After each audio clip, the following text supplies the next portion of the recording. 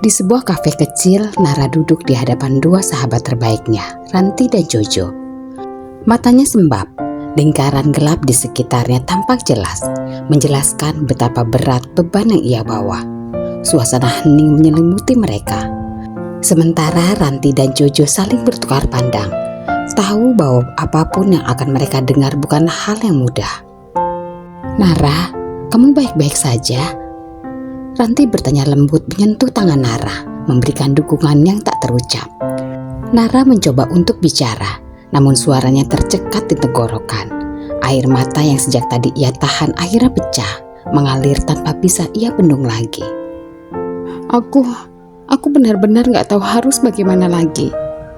Suara seraknya terdengar lirih, seolah setiap kata adalah duri yang merobek hatinya. Dengan susah payah, Nara mulai menceritakan segalanya. Perilaku ibu mertuanya yang menekan, kebohongan Tirta yang tak lagi bisa ia abaikan, hingga perasaan tak dihargai yang selama ini ia pendam dalam rumah tangganya. Jojo yang duduk di seberang mengepalkan tangan di bawah meja, rahangnya mengeras. Ia menahan emosi mendengar penderitaan sahabatnya yang begitu dalam. "Nar, kamu gak sendiri, kita ada di sini buat kamu. Kamu layak dapat yang lebih baik, seseorang yang benar-benar sayang sama kamu dan menghargai kamu." Ranti mengangguk, matanya berkaca-kaca.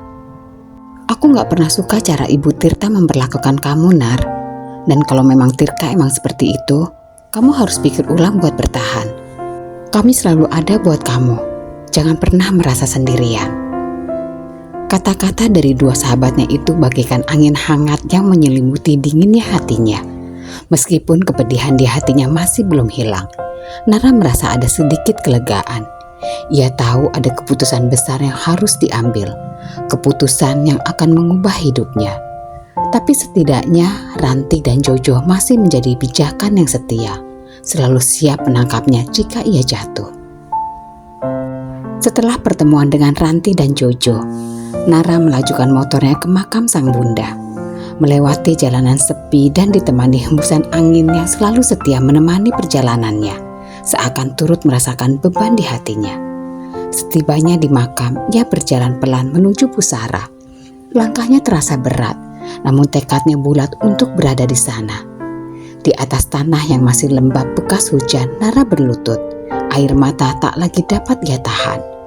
Dalam keheningan itu, ia menangis sepuasnya, mencurahkan semua kepedihan, kekecewaan, dan rasa tidak berdaya yang selama ini ia pendam. Di antara isak tangis yang membuat tubuhnya lelah, perlahan-lahan ia tertidur di atas makam sang bunda, seakan kelelahan dari setiap luka yang ia tanggung. Dalam tidurnya, Nara merasakan kedamaian yang begitu lembut, seperti dipeluk angin sepoi-sepoi yang berhembus perlahan, membawa aroma bunga yang tumbuh di sekitar makam. Tiba-tiba di tengah suasana tenang itu, sosok yang sangat ia rindukan, meskipun selama ini Nara hanya melihat wajah sang bunda lewat sejumlah foto yang ia simpan. Sang bunda dengan senyum lembut menghampirinya. Nara tanpa ragu melangkah dan memeluk sang bunda erat. Air mata kembali tumpah, tetapi kali ini terasa berbeda. Di dalam dekapan itu, ia merasakan kenyamanan yang telah lama hilang. Pelukan yang membuatnya merasa kembali seperti anak kecil yang aman. Ibunya membelai rambut Nara dengan lembut sambil berbisik penuh kasih. "Cukuplah kamu menderita, putri kecilku. Pulanglah ke rumahmu. Di sana kau akan menemukan kebahagiaan yang sudah menunggumu." Kata-kata itu menembus hati Nara, menyisakan rasa hangat dan damai. Meskipun Nara sering bermimpi bertemu dengan sang bunda, ada sesuatu yang berbeda kali ini. Mimpi itu begitu nyata, begitu dekat, seolah-olah sang ibu benar-benar hadir untuk memeluknya. Nara yakin, jauh di lubuk hatinya, bahwa mimpi ini adalah lebih dari sekedar bayangan masa lalu. Ini adalah pesan, sebuah cara sang bunda menunjukkan bahwa ia menginginkan anaknya untuk menemukan kebahagiaan sejati, meskipun mereka kini berada di dunia yang berbeda. Dengan keyakinan itu, Nara merasakan dorongan baru dalam dirinya. Meskipun hidup penuh cobaan, ia tahu kini apa yang harus ia lakukan, melanjutkan perjalanan hidupnya dengan keberanian, dan mencari kebahagiaan yang telah lama diharapkan ibunya. Perlahan ia pun terbangun dari tidurnya dengan perasaan yang jauh lebih ringan. Air matanya masih mengalir, tetapi kini bukan sekedar kepedihan. Ada secercah harapan di sana. Ia menghela nafas dalam-dalam, berdiri dan menatap makam sang bunda untuk terakhir kali malam itu. Dengan langkah yang mantap, ia berjanji dalam hatinya bahwa ia akan pulang, mencari kebahagiaan yang telah lama menanti. Setelah itu semuanya menghilang. Nara terbangun dengan mata yang basah, berusaha mengendalikan emosinya. Ia menatap sekitar, merasakan betapa nyata mimpi itu, seolah ibunya benar-benar ada untuk memberikan kekuatan. Nara kemudian berdiri, membersihkan debu di pakaiannya dan menatap makam sang ibu sekali lagi. "Terima kasih, Bu." Dalam perjalanan pulang, Nara meyakinkan diri untuk membuka hati terhadap apa yang akan ia hadapi di rumah. Mimpi itu seolah memberikan harapan bahwa semuanya belum berakhir. Sebuah kebahagiaan telah menantinya. Saat Nara melangkah memasuki rumah kecil itu, hatinya berdegup kencang. "Assalamualaikum, Bi." Tanpa menunggu jawaban, ia membuka pintu yang tak terkunci. Rumah itu memang selalu terbuka baginya, seperti pelukan hangat yang selalu tersedia kapanpun ia butuhkan. Begitu ia masuk, aroma masakan khas yang akrab langsung menyergap indera penciumannya, membawa kembali setiap kenangan yang begitu dirindukannya. Di dapur, Nara melihat sosok Bilasmi sedang memasak.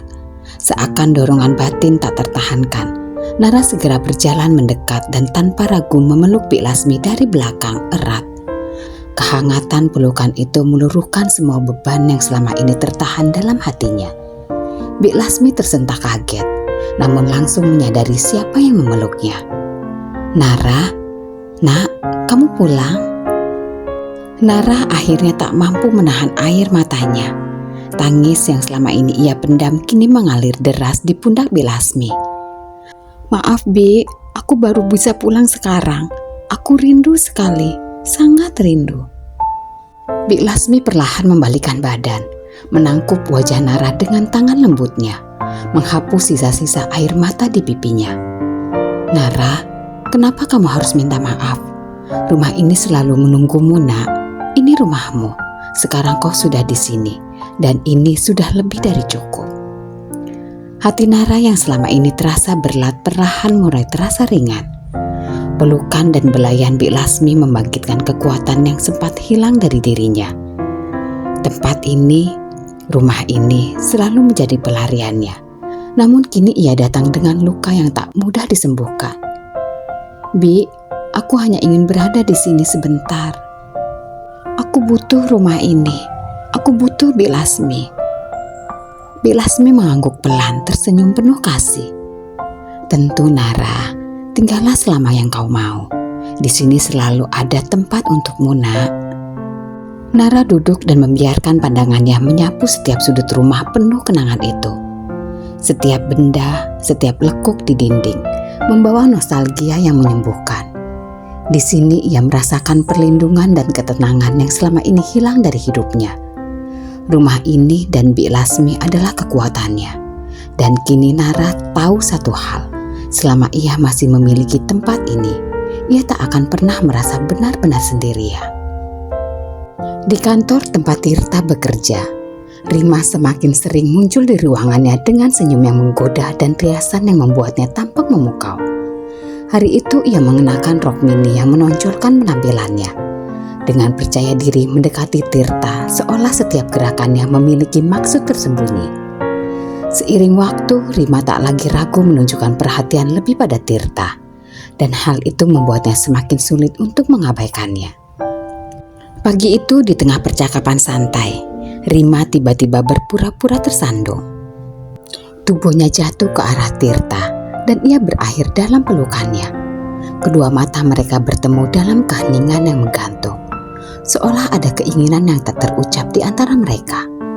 Tirta terdiam, namun ia tak menghindar. Rima tersenyum penuh arti, dan tanpa sepatah kata, bibir mereka bertemu. Ciuman yang menjadi puncak dari semua godaan yang terpendam. Tirta memang telah berubah. Ucapan sang ibu yang terus mempertanyakan kesanggupan Nara untuk memberi keturunan perlahan mengikis hatinya. Setahun berlalu sejak mereka menikah, namun kehadiran seorang anak tak kunjung tiba. Meski Nara sudah berusaha sebaik mungkin, bayangan harapan yang tak terpenuhi itu menjadi duri dalam pernikahan mereka, perlahan memisahkan mereka. Seiring waktu, Tirta yang dulu penuh kasih sayang berubah menjadi dingin. Setiap kali Nara mencoba berbicara tentang hubungan mereka, Tirta hanya menanggapinya dengan nada datar dan langsung mengalihkan topik. Malam-malamnya sering berakhir lebih larut, seolah perhatian yang dulu hangat kini hilang begitu saja. Tirta yang dulu penuh cinta, kini menjadi sosok yang mudah tersulut emosi dan tak peduli lagi pada Nara. Hubungan gelap antara Tirta dan Rima pun semakin nyata, semakin sulit disembunyikan. Desas-desus tentang kedekatan mereka sudah menyebar di lingkungan kantor, dan Rima seolah menikmati perhatian tersebut. Baginya Tirta adalah obsesi yang harus ia miliki. Setiap pertemuan yang mereka lalui, Rima selalu mendesak Tirta untuk segera mengakhiri pernikahannya dengan Nara. Suatu hari Rima mendatangi Tirta dengan ekspresi tak sabar di wajahnya. Ia duduk di samping Tirta dan tanpa ragu langsung menanyakan hal yang selama ini selalu mengganggunya. "Tirta, sampai kapan kamu mau begini? Aku butuh kepastian. Kapan kamu menceraikan Nara?" Tirta menghela nafas panjang menghindari tatapan tajam Rima. "Rima, aku minta kamu bersabar. Aku butuh waktu untuk ini. Semuanya harus berjalan lancar. Percayalah, saat waktunya tepat, aku akan menceraikan Nara." Rima menggeleng dengan frustasi lalu menggenggam tangan Tirta dengan erat. "Aku sudah menunggu cukup lama, Tirta. Aku tidak bisa terus begini. Jika kau memang benar-benar mencintaiku, kau pasti tahu apa yang harus dilakukan." Tirta hanya diam, terlihat bimbang. Namun senyumnya yang dulu penuh cinta untuk Nara kini hanya menjadi angan. Melihat Tirta yang ragu, Rima memutuskan untuk mengambil langkah lebih jauh. Ia tak akan membiarkan Nara tetap berada dalam kehidupan Tirta lebih lama lagi. Rima menyentuh pipi Tirta lalu berbisik di telinganya. "Tirta, bayangkan jika kita tak lagi perlu sembunyi. Kita bisa bersama, melalui hidup baru tanpa perlu bersembunyi dari siapapun." Seketika itu ia mendapati bahwa rencana untuk memisahkan Tirta dan Nara harus ia jalankan sendiri apapun resikonya. Dengan sorot mata penuh ambisi, Rima menatap Tirta. "Kalau begitu, aku akan pastikan pernikahanmu dengan Nara segera berakhir, Tirta. Kau akan menjadi milikku seutuhnya." Hubungan Rima dan Tirta telah jauh melewati batas dan tak lagi sekedar pertemuan gelap. Hasrat untuk memiliki Tirta sepenuhnya terus menguasai Rima, hingga muncul sebuah rencana nekat dalam pikirannya. Ia tahu jika dirinya bisa mengandung anak Tirta, pernikahan antara Tirta dan Nara pasti akan berakhir lebih cepat. Namun takdir belum berpihak padanya, dan kali ini ia memutuskan untuk mengambil jalan pintas yang jauh lebih beresiko. Rima mendatangi Tirta di ruangannya dengan senyum misterius, membawa sebuah benda kecil yang akan mengubah hidup mereka berdua. Di tangannya tergenggam sebuah test pack dengan hasil positif. Meskipun sebenarnya itu hanyalah tipuan belaka. Tirta menatapnya, merasa ada yang tak biasa. "Rima, ada apa? Wajahmu terlihat berbeda hari ini." Rima menghela nafas panjang seolah ragu, lalu memperlihatkan test pack itu dengan tangan yang bergetar. "Tirta, aku hamil."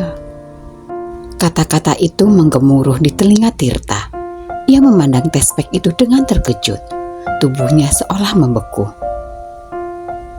Apa maksudmu, Rima?"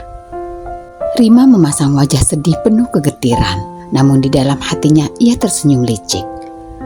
"Aku sendiri juga terkejut, Tirta. Aku tidak pernah membayangkan ini akan terjadi. Tapi aku hamil anakmu." Tirta terdiam, mulutnya terbuka tapi tak ada kata yang keluar. Kepalanya pusing, memikirkan konsekuensi dari pengakuan Rima. Sementara itu Rima menatapnya penuh kemenangan, puas melihat reaksi lelaki yang berhasil ia taklukkan dengan kebohongannya. Aku tidak tahu harus bagaimana. Rima berbisik dengan nada lembut, namun di balik kata-katanya tersimpan niat tersembunyi. Tapi aku ingin anak ini lahir dalam keluarga yang utuh. Aku ingin kita menikah, Tirta. Bukankah ini yang selalu kita impikan? Tirta menatap Rima dengan raut wajah yang penuh kebingungan. Rima, aku tidak tahu harus berkata apa. Beri aku waktu untuk memikirkan semua ini. Rima meraih tangan Tirta, menggenggamnya erat seolah tak ingin melepas. Aku mengerti, Tirta, tapi kita tidak bisa menunggu terlalu lama. Aku butuh kepastian. Aku ingin kita menjadi keluarga. Segera. Tirta menghela nafas panjang. Kepalanya penuh dengan berbagai pikiran dan kecemasan yang bercampur. Aku tahu, Rima, aku juga ingin hal yang sama. Tapi aku harus mencari cara. Aku tidak bisa langsung meninggalkan Nara begitu saja. Kita harus hati-hati. Rima menatapnya dengan senyum tipis, tapi di matanya terpancar ambisi yang kuat. Beritahu aku jika kau siap, Tirta. Aku sudah menunggu terlalu lama, dan aku tidak ingin anak ini lahir tanpa kepastian ayahnya. Tirta hanya mengangguk. Hatinya terasa sesak oleh tekanan yang semakin berat. Sementara itu di dalam dirinya, Rima merasa puas.